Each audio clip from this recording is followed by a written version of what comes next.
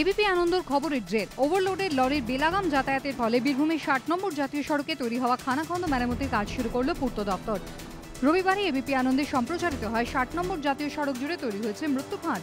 এক পশলা বৃষ্টিতে এই রাস্তায় দুপা দূরে দূরে খানাখন্দ, তার উপর দিয়ে চলছে ঝুঁকির যাতায়াত। এবিপি আনন্দে খবর সম্প্রচারিত হওয়ার পরে নড়েচড়ে বসে পূর্ত দপ্তর। ঠিকাদার সংস্থাকে নির্দেশ দেওয়া হয় রাস্তা মেরামতির। সোমবার সকাল থেকে শুরু হয় মল্লারপুর থেকে কচুঝোড় পর্যন্ত ৩৯ কিলোমিটার রাস্তা সারাইয়ের কাজ। লাগামহীন ওভারলোডিংয়ের জন্য রাস্তায় তৈরি হচ্ছে বড় বড় গর্ত, মানুষ পড়ছে বিপদে। এই ছবি গতকালকেই আমরা এবিপি আনন্দের পর্দায় দেখিয়েছিলাম, আর তারপরেই আজ সকাল থেকেই শুরু হয়ে গেছে মেরামতির কাজ। হ্যাঁ, কচুঝোড় টু মোল্লারপুর পর্যন্ত, হ্যাঁ টোটালি রিপেয়ারিং। এটা আমাদের ৩৯ কিলোমিটার আছে। আমাদের ডিপার্টমেন্ট থেকে কাজ করাচ্ছে।